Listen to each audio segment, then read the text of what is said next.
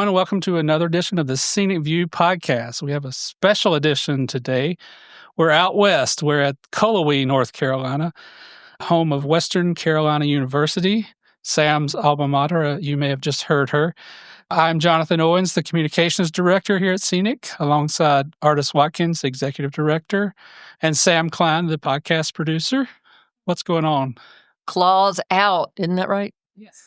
Calls out. Well, we're here this week. Actually, yesterday we had the UNC System Golf Tournament, and we were fortunate enough to get in touch with the chancellor at Western Carolina, and she agreed to do an interview with us on their recent distinction as one of the top employers in the nation. Actually, then the third best mid-size employer in the entire nation, according to Forbes magazine. And since we represent state employees, we wanted to know what that's all about, right? We wanted to know. It's a huge thing that a public university is number one in the state and number three in the nation. That's massive. Mm-hmm. So on what has to be a very limited budget in very tough times, this public university has really made a huge impact and a huge impression on folks who use metrics to determine which employers are the best. Yeah, and it's maybe even a little more impressive because you think of like UNC or NC State, larger universities in urban areas. This is Western Carolina out in the far west part of the state in a rural area. So to get this distinction is pretty unique, pretty amazing. Yeah, I mean, we thought it was it's not just impressive, but it's a very interesting story. Definitely a story about public service and public servants that is worth telling. So we wanted to dedicate an entire episode because there's not always great news, but this is great news. And it's just inspirational, I think, for all public employees to see a group of public employees excel like this. So why don't we just jump right in? We have with us today the Western Carolina Chancellor, Kelly Brown, and Dr. Corey Cosby, Assistant Vice Chancellor for Human Resources and Payroll. It's my understanding Forbes hires a company called Statista, this third-party company, to look at a number of factors. And after evaluating all of that, I mean, we're talking massive company names that you would know, Lockheed Martin and Amazon, Google, everybody's in the running for this. All of the institutions of higher learning, whether they're public institutions or private. And out of all of those mid-size employers, Western Carolina's number one in this state over everybody and number three in the entire nation. This is astounding. This is... And we're here to find out why Western Carolina is such a great place to work. So, but first off, it is the anniversary of Hurricane Helene this week, and we wanted to talk a little bit about that to start. I guess Western Carolina was affected by the hurricane. I guess first off, what was it like here during that time? Yeah, well, we were not as affected as many others were to the east of us, but we did, for a period of time, we lost internet. We did have power for the most of the time. So we were not affected by much of what had occurred that we had seen this past year. But I think what's really important to think about as we think about Hurricane Helene is how it not only impacted our students here, which it did for a period of time, a short period of time, but how it impacted our employees, so our faculty and staff. And I want to say, I think it's about 40%, if I'm not correct, You're right. 40% of our faculty and staff lived in affected areas. Wow. Yeah.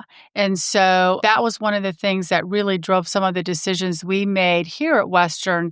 We could have come back sooner, but what we realized is we had faculty and staff who really needed to take care of things at home. So even though we were okay here, our students were okay here, we were fine here in the Cullowhee Valley here in this area, we had many faculty and staff that were impacted. So that was one of the things that drove us to actually not start classes back as soon as we did. We took about 3 weeks off. Wow. And also during that time, something I'm very proud of, and Corey can maybe also speak to this as well, we've always had a student emergency fund.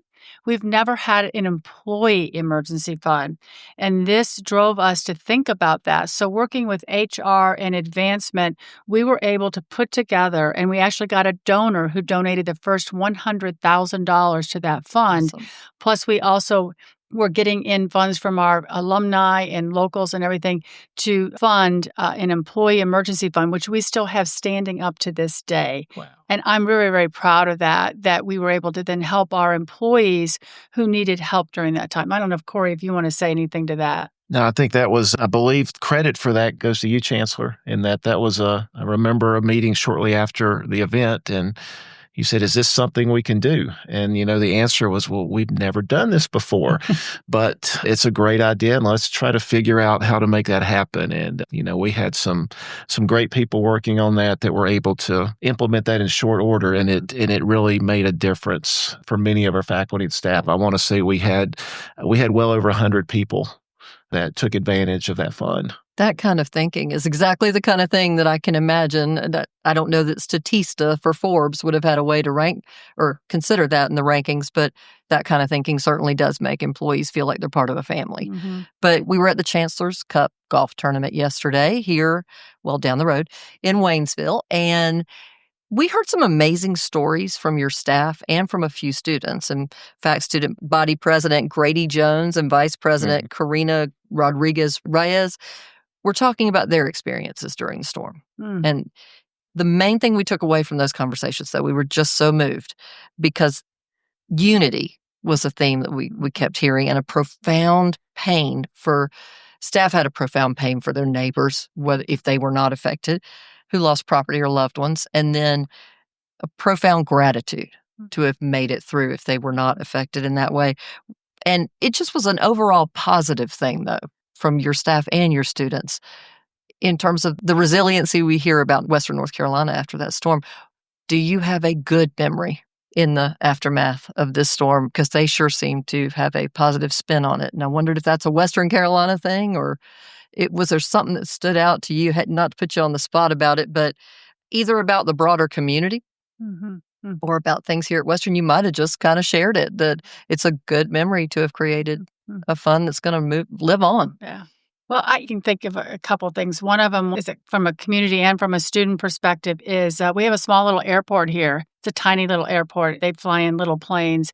And my understanding is we had in the first week or so well over 100 planes per day flying in and out of this little tiny airport, bringing in supplies. And we had students, faculty, staff, and community members lined up to help unload those planes and put them onto things. I mean, that to me is just incredible. It is. I got notes from both the Montreat president as well as the Mars Hill president saying that I had students that were over in those, and those areas were impacted more than we were. Deeply. I had students that were over there helping out over there in those areas.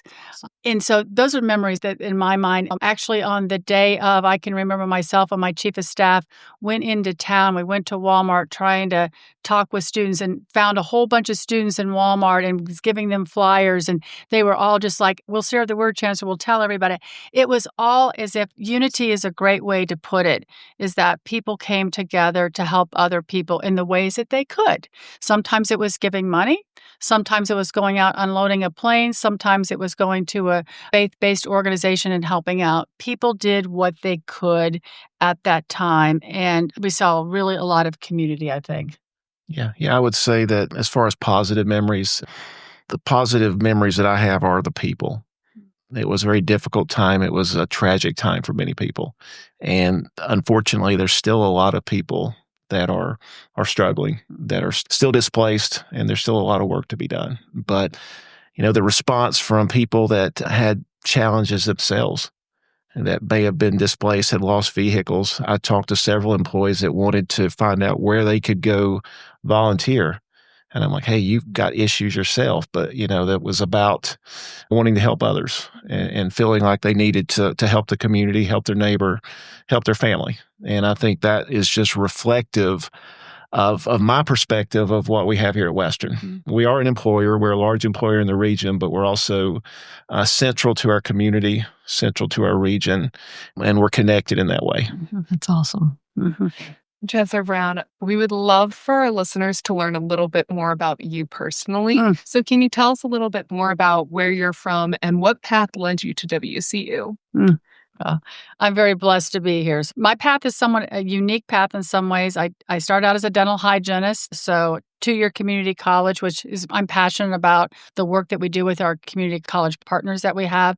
Went up through the line. I took the traditional route to become a chancellor. I think I was a graduate coordinator, department head, provost, dean, those kinds of things. This is my 7th institution, so sometimes I say I can keep a job, but I have kind of moved around a little bit.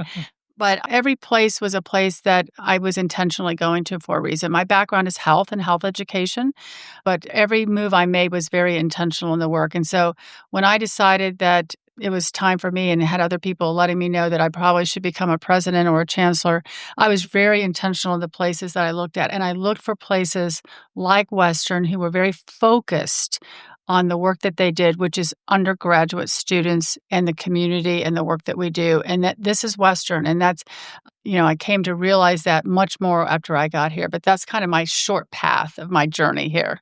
That's awesome. Well, so what brought us here was obviously the Forbes ranking. We looked at, I think the first time I saw it was on Twitter or X now. Mm-hmm. Yeah. And I had to read it a couple of times to really absorb it because 3rd in the nation is astounding. 1st in the state, equally astounding. It's overwhelming. And I kind of wanted to know, as someone even just leading a nonprofit, how do you do that? And so you're a public university and you have the resources of a public university. You can't throw money at employees to keep them happy when you're dealing with public money. So what do you think is behind the successful Forbes rankings, which culminated in 2025 as top employer in North Carolina?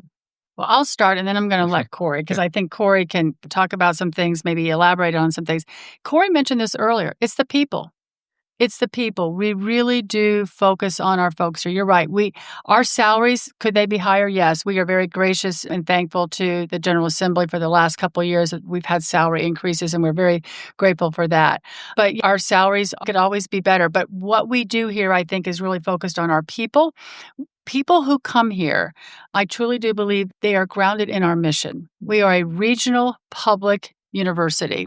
We are focused on our community here in Western North Carolina and beyond. We really focus on that. We don't want to be anything different. I always tell everybody we're not going after that shiny little ball. What we want to do is we want to be the best regional university. And if we can do that, and if you want to come here and be a part of that, please, we want you here.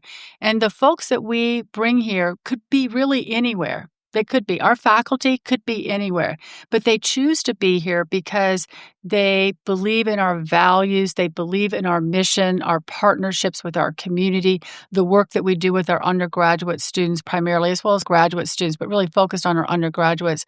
So it's really about that. And it's about our mission and our values and what we do. And I think when people buy into that, they come here. And I've had people say to me, I came here and I was going to stay for a couple of years, and they're at their 35 anniversary setting that they're doing, right? They're That's at right. in that. And which gets me to, maybe Corey could talk about this, but I think we do a great job of recognizing our employees. I think we recognize them with annual awards and different things. And so, Corey, I don't know if you want to talk about that, because I think that's the other thing is we can't give them money, but we can certainly thank you and recognize you for the work that we do. I think we do that really well. Yeah, I can expand on that a little bit, but to echo Chancellor, I think the connection to mission and the common sense of purpose, Mm-hmm.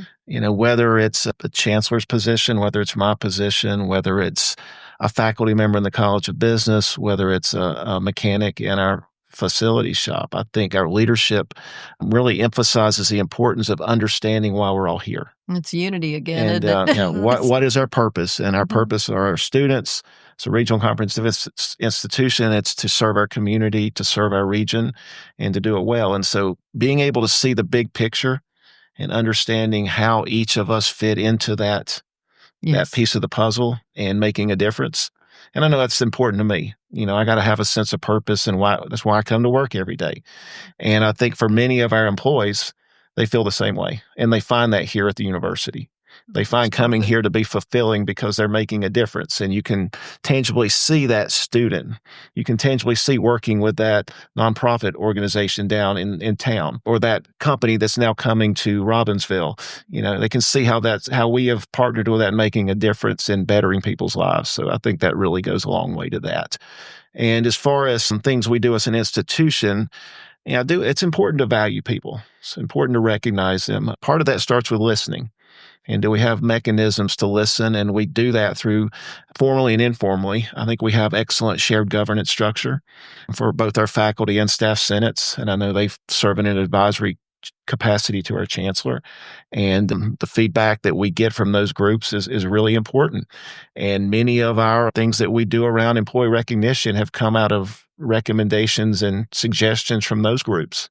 We just had at the beginning of this month, I think it was our 25th annual Employee Appreciation Day event. And I mean, that's not an unusual or something that doesn't happen other places, but it's something that really works well on our campus. It's an official kickoff in many ways to the fall semester. Absolutely, yeah. We get everybody together for several hours in our Ramsey Regional Activity Center. We have over 1,000 employees attend. I have a benefits fair on the concourse. We have a good meal and entertainment on the arena floor.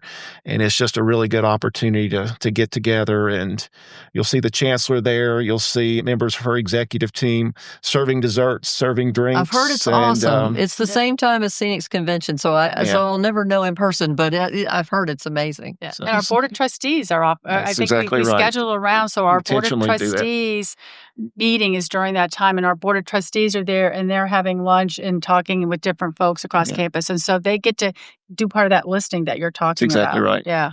That's pretty important, actually. Yeah. I'll add one other thing I think that we do really well here is we have an internal grow your own professional development program. And it's not only just for faculty, which is very common across universities, but I like ours because it's faculty and staff, and they're together. So it is a professional, we call it this Senior Leadership Fellows program. And these are folks that are selected across campus. They come in and they work for a whole year. It's a calendar year, January through December.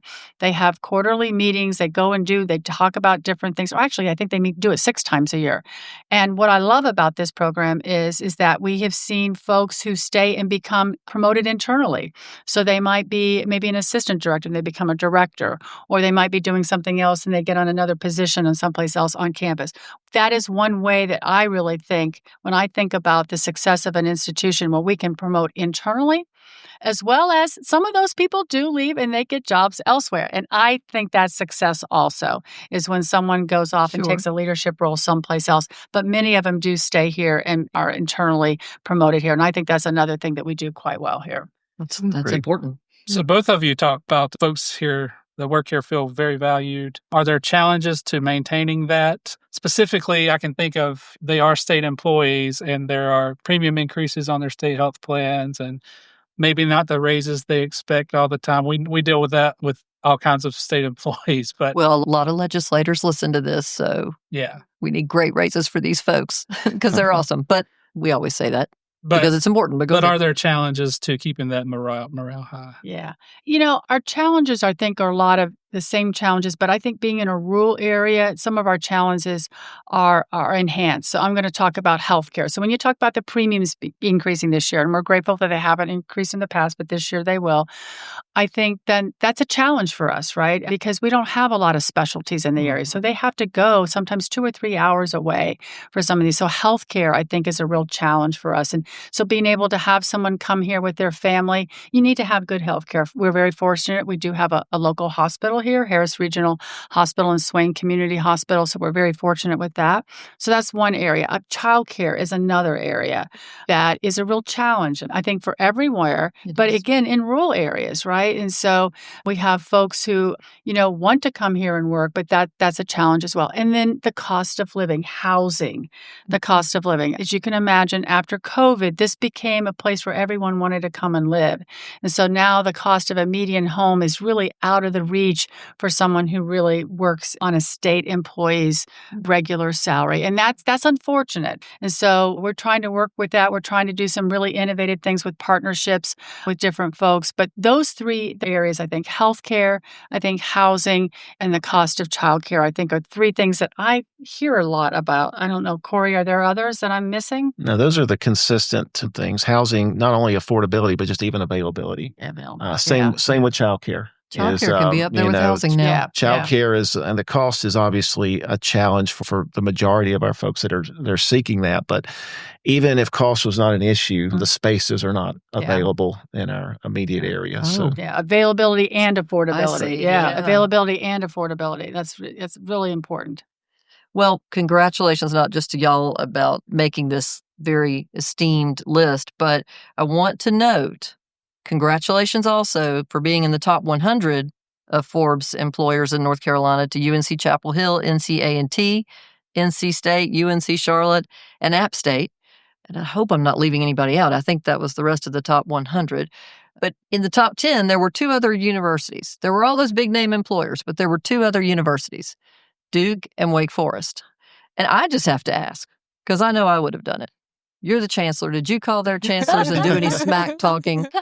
No, I did not. Oh, come I did on. not. No, this is like the Final Four. No, we're pretty humble out here. I mean, we're pretty humble out here, to be quite honest with you. And actually, say this: last year we were number 3 in the state. This year we're number 1. I don't know where we'll go after this, but let me add another thing there. We were also this year in Forbes named number 7 in America for workplace culture. I was getting ready to ask about that, but I know you have no more. I think you have no more time because you have something to get to. But yes, I do. But I wanted to ask about that. I think everything we've talked about here is about that workplace culture and what it's like to work here. People come here for our values, our mission, a place that they feel that they are part of the whole institution. I mean, when we think about folks, and we always talk about the importance of our facilities folks, our housekeeping folks, our faculty, the folks that are in our dining and housing, everyone is as important as the next person when it comes to making sure that our students succeed.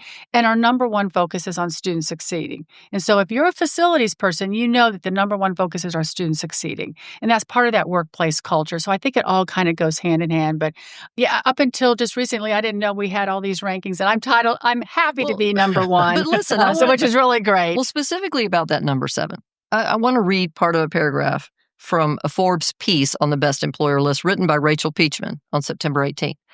And I want to know, because it says, company culture can't be faked. The more that leaders talk about culture and mission statements without taking action to support those ideals, the less likely employees are to believe them, according to a report published last month in the Harvard Business Review. Culture doesn't shift because a new narrative is introduced. It shifts when systems change. So the researchers, it says, noted that senior leaders changed how they led, how they ran meetings, gave feedback, made decisions, and responded to challenge. Trust scores rose by an average of 26%. So to rank 7th, really so high, on this company culture, I'm wondering, you've told us what you do, and so I think I can infer in some ways how you fostered a culture of trust and making employees feel like their voices are truly wanted. You're not just asking because it seems like the right thing to do. But did you ever get a sense that, I think people are really feeling a part of the team in a meaningful way, like they're trusting us, that we're not just hearing them just to hear them and check a box? I get that sense. I mean, anecdotally, I've had faculty who've told me, that they could go someplace else and work, but they choose to stay here because they believe in what we do. They understand what we do. When they watch those kids walk across that stage, again, that's our mission, right? We are a public institution of higher education. When they see those kids walk across that stage, it makes them happy, and so I think that, Corey mentioned, that we listen, and we listen, and we try to do what we can within the resources that we have to make this a place where people feel like they are listened to and what they do really matters. And it makes a difference in not only their lives, but in the lives of others. And that's what we hope to instill in our students. And if you want to be at a place like that, this is the place that we want you to come. And so I think people really feel that. And I don't think we talk about culture necessarily, I don't think I've used the word culture, workplace culture, but I think we are so focused on our mission and the values and people. People is what it's about. Knowing who those folks are, recognizing who they are, how we can assist them to be the best that they can be, whether you're the plumber, whether you're a housekeeper or a faculty member, you're in HR, you're in our data analytics, whatever it might be. How can we help you? And then how can then you help our students succeed? And that's really what it's all about. I think that says it all. We appreciate y'all so much for coming on. We have so much more we could ask you. We'll have to come back and ask it another time. Next year when we're number one again. There you go. That's smack There we go. No pressure, Dr. I love that. No pressure at all. I love that. That's somebody that believes in the place. That's right. And the people here. I love that. Well, thank you very much. We appreciate it. Yeah, thank you.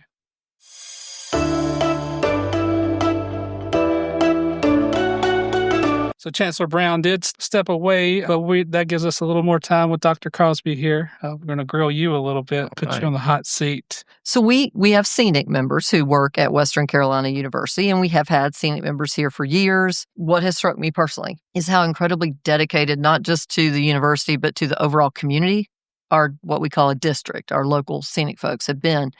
And they're so proud to work here.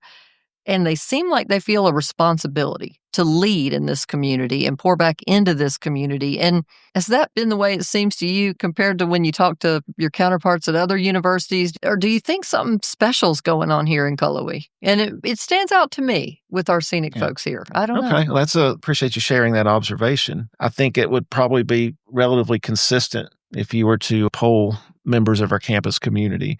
I can't really speak to other campuses. While I do speak with my colleagues fairly regularly, that's probably not something that they've talked about. Yeah. So I don't want to infer that we necessarily have something that someone else doesn't. So I can just speak from my firsthand experience here at the university. And I do think, though, that what you have described is relatively indicative. And I think it's, again, I feel like a broken record, but, it's the people. The people take a sense of pride in where they work and where they live. And with pride comes ownership and wanting to not only be in an area that you love to be in, but making sure that you are doing the best you can to be a responsible steward in your community and in your region. And I think that just translates into how do you interact in the community? Do you become involved in, community service projects, in volunteer work, things of that nature? We see that. And I don't have numbers to compare. I know what our internal numbers are, but, one of the big focuses and one of the things I really love with our staff senate is the positive attitude that they have. And one of their priorities every year is identifying service projects out in our community, and they track community service hours. It really is the anchor. Western seems to be the anchor out here. I do think there's something in the water, though, because at our convention, we had this year played every one of the fight songs for each of the constituent universities in the UNC system. And wherever our districts from those various universities were sitting, you would hear just huge eruption of applause and excitement when they heard their fight song.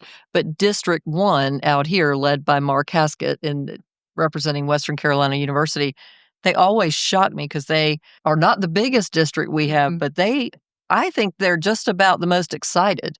So there's something going on when you see that. So, I like your thoughts about how it's all about community, So Artis mentioned that several other North Carolina universities were in the list. I think it was 4 or 5 in the top 100. Yeah.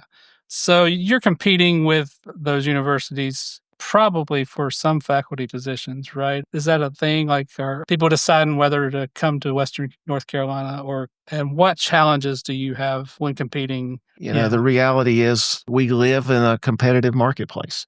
Yeah. And so those candidates that are highly skilled, highly qualified, they're going to have options. Yeah. And particularly if they're mobile and willing to relocate, things of that nature. We're insulated a little bit geographically from many of our UNC system peers. So, we're not in a situation where somebody's going to recruit and go across the street and go work necessarily. But there are situations where we do compete. But, we try not to get into a back and forth situation there. So really what we try to do is highlight what our strengths are. Here's what you have an opportunity to do if you come here. And from a faculty perspective, while we're all part of a UNC system, each campus is unique. And so again, we want to highlight what we do, and we're student focused. And if you're someone looking to come and spend time in a classroom with your students in a class size that's relatively small, and potentially have the opportunity to have service learning components where you're out in the community, again, there's that word community, with your students on learning initiatives, things of that nature, in a beautiful location, we say this would be a great place for you. Are you pulling faculty members from Georgia, and I mean staff as well, from Georgia and Tennessee, since you're so close to those areas? That's in a limited capacity. Really? We're a residential-based university. The majority of our students living here on campus. So, the majority of our faculty and staff are on site. Yeah. And so while we're geographically not too far from either of those states, it's still from Tennessee, it's probably an hour and a half, the closest commute. Yeah. Georgia's a little bit closer, probably around an hour. So the majority of our workforce will reside, 15 to 20 miles to the west of Cullowhee, Sylvan, North Carolina, over towards Asheville. With approximately 50 to 60% between the Jackson County line east of here to Asheville. And do you have a lot of homegrown faculty and staff, folks who are from here?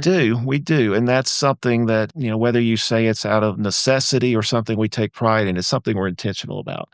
I'll give you some staff numbers off the top of my head. Our average for positions that come available that we recruit, we'll internally promote. Last year it was 29%. And if you look at the last 5 years, it's between 26% and 32%. So generally 1 out of 4, 1 out of 3 hires are people that are rising up through the ranks. That's how you build a culture. So that helps folks to realize that there is upward mobility. If they come in and they are able to do a good job and learn the ropes, so to speak, for the most part, people realize they'll have an opportunity to continue to advance and grow a career. That's a big deal. I bet a lot of those may even be alumni. Yeah. That's one area where, we have people that move to the area. Don't get me wrong there, but we also have been fortunate that we have identified one area in particular where we have challenges, where everybody has challenges in IT.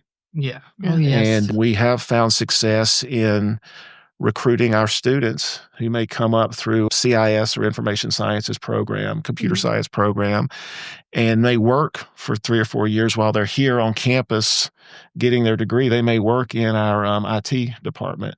That's smart. And then as they graduate, number one, they're qualified. We kind of know what they bring to the table. They're generally excellent employees, and they're already here in the community, and they understand what Cullowhee's about and all of that. So it's a win-win. And never leave. Yeah. I think Sam would do that if she could, right, Sam? Yes. You would have stayed here forever. Yes. She wouldn't leave us. No. She's found a new home, right? Yeah. Now, if there would be one story that you think sums up why WCU is such a beautiful and amazing place to work, what would that be? I'm going to share a personal story, if that's all right. Sure. Yeah. And each person's story is different, but, this is probably similar to some folks. I grew up 25, 30 miles from here, west of here, small town, Bryson City, North Carolina. Both of my parents grew up in Western North Carolina. My dad's from Marion, mom's from Canton. Nobody in either of their families had ever gone to college. Both of them had the opportunity to attend the college, and it happened to be Western. Geographically, it was the one place that they could go and they could attend, and it was affordable either through scholarships or through their family and support, things of that nature. So they were here in the 1960s, and they met by chance. Both became teachers and became school administrators, but, a few years after that, along came me. So, I like to say that I guess my existence is owed in at least small part to this university for bringing two people that probably when they were younger never even thought that they would be able to go to college. And this university provided that opportunity. And the interesting thing is we still have first-generation college students, like a large percentage coming here, that's still a first-time opportunity. So it's changing people's family trees. It's changing their lives.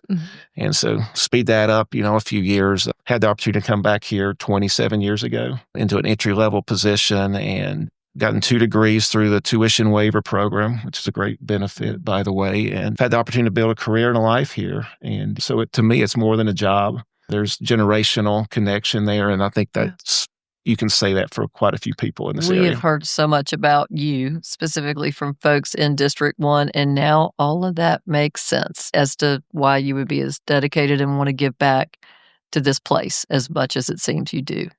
Yeah, that just kind of explains it all. Okay. Yeah. Well, I'm sincere. So. Yeah, I was a first-generation college student as well, so that touches me. My mom was also a first-generation college student, and she came here. Wow. Oh, wow. Mm-hmm. Wow. Yeah. It's really cool. Well, I'm going to really put you on the spot now. It's time for John's wacky weird question of the week. Woo! John's wacky weird question of the week.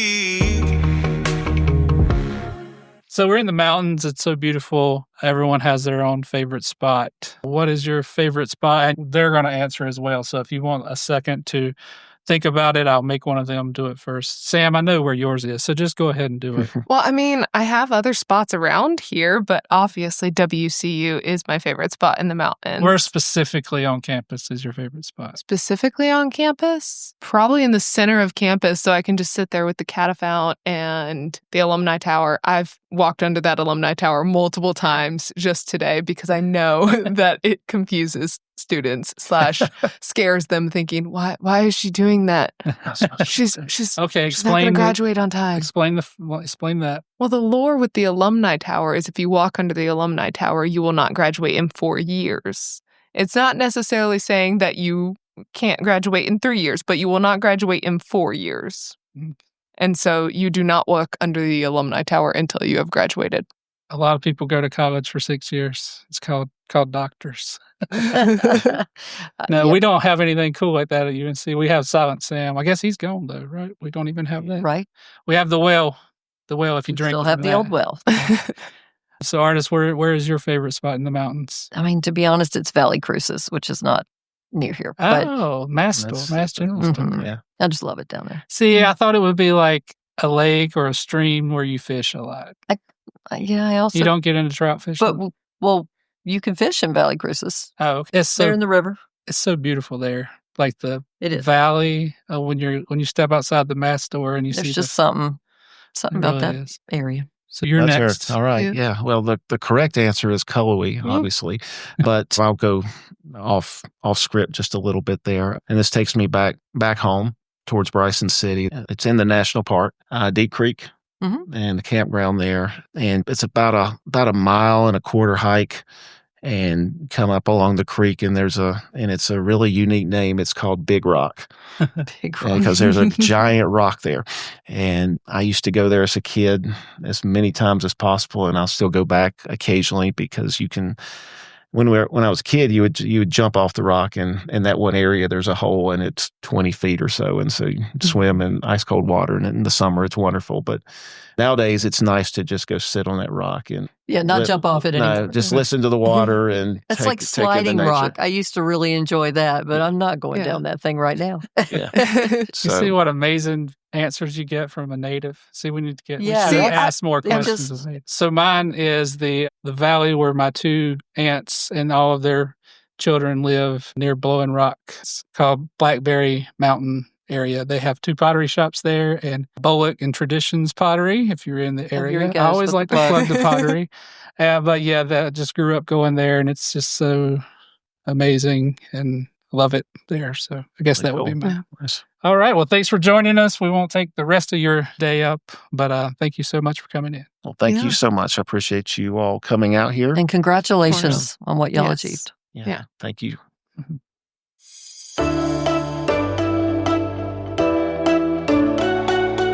Okay, so the communications folks here were nice enough to round us some employees up to tell us how great Western Carolina is.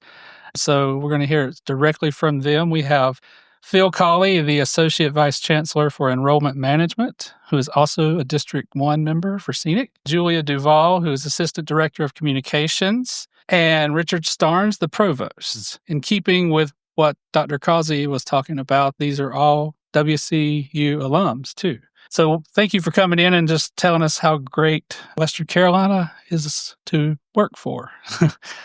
Start with, Phil. Can I call you Phil? Sure. Okay. So what attracted you to, well, I guess you're an alum, but what attracted you to come back here and work? Well, I graduated on a Sunday and went to work on a Monday. Oh. So one of the things coming in as a 17-year-old as a first-year student was in the most popular major in the world, which is I don't have a clue. We're undecided. Yeah. And came to Western really. Child in that one right there. Yeah. It's an expensive major. Yeah, it's very Me popular. too. But came in really just an introvert, really undecided, not knowing a lot. The temptation was to hole up in your room. Yeah. And I wound up becoming an English major. So I know a lot of authors, and Emily Dickinson, I could relate as a freshman of I'm a nobody. Who are you? Are you a nobody too? And and I met a lot of somebodies at Western who made me feel like a somebody. And that plugged me into a lot of clubs and organizations. One of them at the time was Western Gold, which was a student service club that helped give campus tours and introduce others to Western. And so when it came time to graduate, a position as an admissions counselor came open, and it was a perfect match of continuing to tell the WCU story and share what Western had done for me. That's awesome. So, hearing so many students say they feel so isolated, especially in the post-COVID era, that was a really compelling statement you just made about how Western made you feel. Yeah, I have an opportunity to speak at orientation, and at the welcome, I've actually created 10 diseases that I've seen that can wreck college success, and I count down to number one, and the number one that I've named is called isoitis, where you put yourself in solitary confinement thinking you're doing yourself a favor, but you're really closing yourself off. And so we really try to educate our students on what we call living Western and getting out of that room. I like to say when opportunity knocks, don't invite opportunity in because it's going to decline and say, no, you come out. And so we really embody that. And Western is still that culture where students can plug in and connect with others. And Provost Starnes, how did you stick around here? Well, it's an interesting question. So I came as a student in 1989. I'm a historian by training, and I came out here and, like Phil said, connected. The single greatest determining factor if a student comes into Western or any institution really and will graduate is if they make a connection to somebody else. It's a faculty member, it's a staff member, it's maybe a group of friends, something that ties them to the place. And I did. I worked with a number of faculty members who held me to high standards and cared about who I was as a person and cared about the quality of work that I did, cared about my future, and that really resonated with me. I stayed on for my master's, and then I went off to Auburn and got my doctorate, and I was working at another institution, and a job came open out here, and through a series of coincidences that you couldn't replicate in a lab, I came back on faculty in 2000 and sort of kind of like Phil, kind of moved up through the ranks. My granddaddy used to say, if you hang around someplace long enough, they'll eventually put you on the payroll. And that's worked out in our cases and worked out pretty well. So now I'm the chief academic officer for the institution and generally the deputy to the chancellor. And things that keep me coming to work are the things that resonated with me as a student, right? Providing a caring and nurturing place for students, a place where students can follow their dreams, a place where we can connect with the region. All those things that I experienced as a student are the same values that we value here at Western today. And that's a pretty important legacy to carry on, it seems to me. It is. And I'm sorry, I didn't ask either of you, but are you natives of Western North Carolina, or did you come here from somewhere else? Yeah, I'm not. I was born in Georgia and then grew up mostly in the eastern part of North Carolina. Oh, okay. But it was actually a connection of an alum who was a gifted English teacher who connected me to Western as a student. And so I've always appreciated particularly the power that educators have in opening pathways to college. And you? Yeah, I grew up in Leicester, just outside Asheville. Oh, okay. Okay. And Julia, what kept you here, and where are you from, I guess, first off? Well, I'm from Sylva, North Carolina. Oh, okay. So Western's always been kind of a family member, an distinct extension of the family. My grandfather was the basketball coach here from 69 to 74, Jim Hartbarger. So that's what brought the Hartbargers here. And my parents went here. They met here. So I jokingly say I exist because of Western Carolina University. Yeah. It's just such a loving place. Yes, yeah. What happened there? I don't have a lot of romance stories from here. And my husband is also an alum of Western. See? Yeah. Look at that. We didn't meet here. We knew each other in high school, but it's such a place of community. And you just, as soon as you step on campus, it doesn't matter what walk of life you're from. Like you're welcomed and you just feel accepted and you just have that community. You just really, really connect with your fellow students and faculty and staff. And yeah, it's great. Awesome. So, I have a question. This Forbes honor is extraordinary. We were talking with the chancellor and with Dr. Cosby about how many big name corporations are on that list and some non-public, much better funded universities. But Western rose to the top and number 3rd in the nation. And we were just talking with the chancellor about number 7 on culture. Did that strike any of you as, and I know in 2024 you came very close, but does that strike any of y'all as this is wild? Or is that kind of, yep, that's what I would expect? I think the only thing that surprised me was that others noticed and the recognition, not the fact. We often joke our mascot's the Catamount. We're one of only 2 colleges in America with that as the Catamount as a mascot. And we've always kind of joked that sometimes we're the best kept secret in North Carolina, in the region, and we've joked part of our job in enrollment is to let the cat out of the bag. And so we actually had that as a tour one year of the Cats Out of the Bag tour. But so folks recognizing that, because probably one of our faults is we don't toot our own horns a lot. And we've learned to be kind of self-sufficient, supportive of one another. And so you have that community that's been here all along. I think looking back at it, I think part of that could come from the fact that we are unique in the state. We're the only UNC institution that's in an unincorporated town. And a lot of people think that means isolation and disconnect. But the complete opposite is true. It fosters community. It makes you feel like a well-worn pair of jeans where there's never a day that you're going to walk across campus that you know everybody, but there's never a day that you're going to walk across campus when you don't know a lot of somebodies. And I never thought my oldest, our son, would enroll at Western because he would always say, Dad, you know everybody. And do I know everybody? No, but we couldn't go anywhere in town, community, where I'm not stopping, kind of like the old Burl Ives jingle, say hello to friends you know and everyone you meet. And they see that all the time because you're never a stranger. And I think that whether you're a student, whether you're a faculty member, staff member, I think that culture is refreshing. And then the renewal cycle of an academic year, there's always that freshness and an invigorating feeling of it's a fresh start. I love that.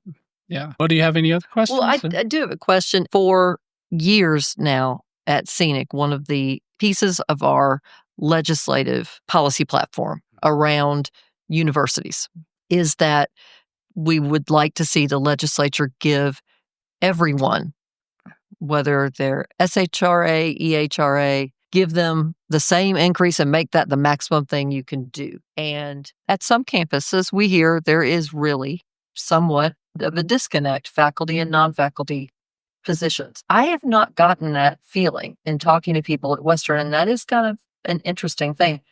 I'm wondering, is that part of what you think makes this? We kept talking about unity earlier. There just does seem to be a feeling of unity. It's a little odd.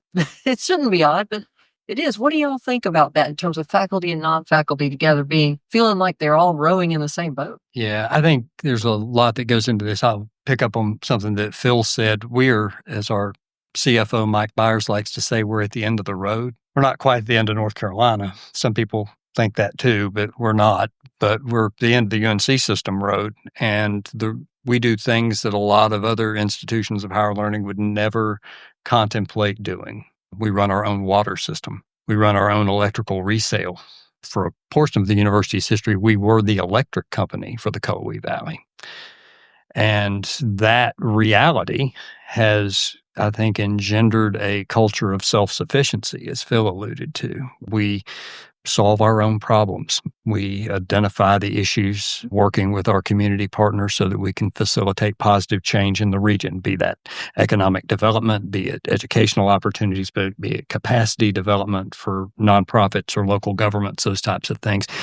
But there's a self-starter mindset here that is here historically by necessity and is carried on as part of the culture. So I think that people feel a strong sense of belonging. And the other thing is we're located in Cullowhee, North Carolina, with an instructional site in Asheville, but primarily our residential campus is here at Cullowhee.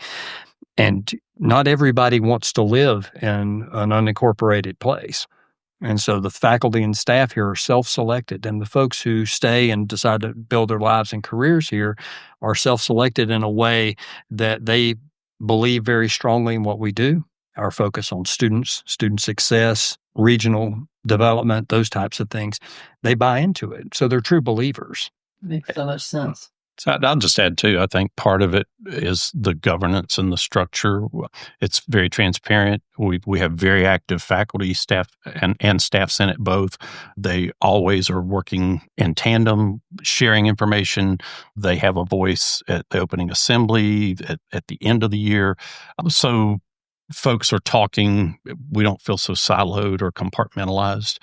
And I think that a lot of the initiatives, like Provost Starn said, a lot of the initiatives, it's all hands on deck. I wear the enrollment hat. And so when we're having an open house, I have colleagues who ask, how do you get your faculty to come out on Saturdays and help with an open house? I'm like, we ask. But that's a foreign concept in a lot of other places. Or a midnight breakfast that we have the first night of exams every year. I enjoyed that as a student, and I want to be the grit server to try to convince people to eat grits. But there are traditions, there are ways where it doesn't matter what your title is. I'm Western.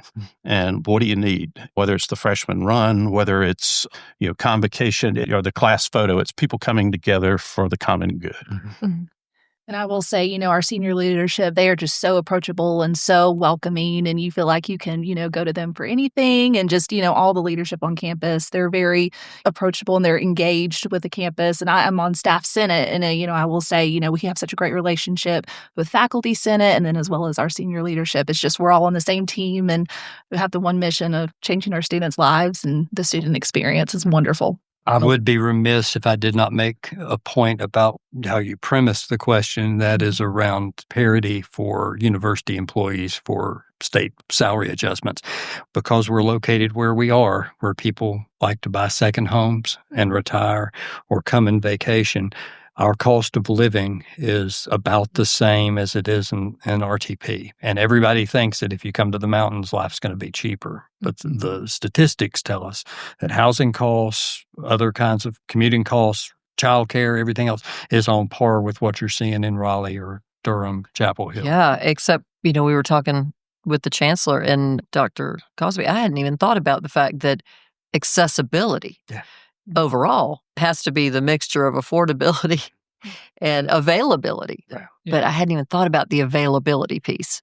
Mm-hmm. So you might be in a tougher spot. Yeah, in some ways, I think that's true. And so, we really want to make sure that people know that we're out here and our faculty and staff face real challenges that often in the greater spectrum of state politics or analysis maybe are invisible, but they're real, and they're something that we feel every day. Well, you have an extraordinary accomplishment, but all of these stories that we've heard today have just been extraordinary. We hear it from Sam a lot. We joke that Western Carolina may not be the largest of the constituent universities in the system, but we talk about it the most on our podcast because it made such a lasting impression on her, and that's pretty telling. And what we've learned today is she is the norm, not the exception. That's a pretty amazing thing, a pretty big testament to this university. That's great. So I'm so sorry you guys missed out on John's wacky weird question of the week. Oh, yeah. But I will, Julia, I'm going to put you on the spot as the communications person. Okay. And the question for you guys is, what is a catamount?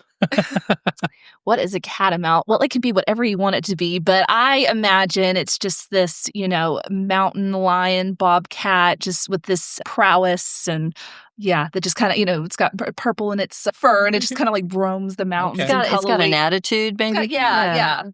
Well, but it's very welcoming. But it's got a swagger. Yeah, it's got a swagger. I love that. A swagger about it. I'll jump in too, because I was on the committee that was really assisted with the input for the design of the new statue that we have out in front of HFR. And as you might imagine, over the years, and I've been here a minute, this is my 41st year.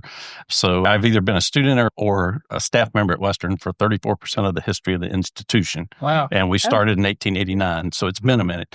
But so you could go back through and flip through and see sometimes it was a puma or cougar, sometimes it was a bobcat lynx. So all kinds of ideas from everybody. But I was also here and good friends with the first graphic designer who designed the cat eyes. And I will tell you from testimony after testimony, one of the popularity factors of the cat eyes was the fact, kind of what Julia said, the catamount can be anything, or more importantly, anyone. Yeah. And I love to say, I'm a catamount. There you go. And catamounts come in all shapes, sizes, and their habitat is not just Western North Carolina. They're not extinct, as some would like to believe. We have almost 40,000 catamounts roaming the country and the world. So if you want to know what a catamount is, it is somebody who has come here and lived Western. Awesome. It kind of goes with who we are and where we are. I had somebody ask me once, Phil mentioned that Cullowhee's an unincorporated place. It's in essence the university and a post office. And somebody said, well, is Cullowhee, is that the town? And I said, it's not really a town. It's more of a state of mind. Oh my goodness. So, I love that. Yeah, I remember a faculty member going to Alaska and coming back and commenting that I saw a car with the bumper sticker that said, I'd rather be in Cullowhee. In Alaska? Yes. I saw one in Baghdad, Iraq on a Humvee, on the back of a Humvee. It said, I'd rather be in Cullowhee. And I know they bought that at the Cullowhee Cafe because that's where they used to sell them. So there you go. Well, obviously this place has a profound effect on the folks who live and work here. Thank y'all for having us on campus and coming to join us here today. And we'll let you get back to work. Thanks a lot. Thank you so much. Cats. Yeah, go Cats. Yeah, claws out. Isn't that what you're supposed to say? Claws out. Is that what y'all say? I can't get it right.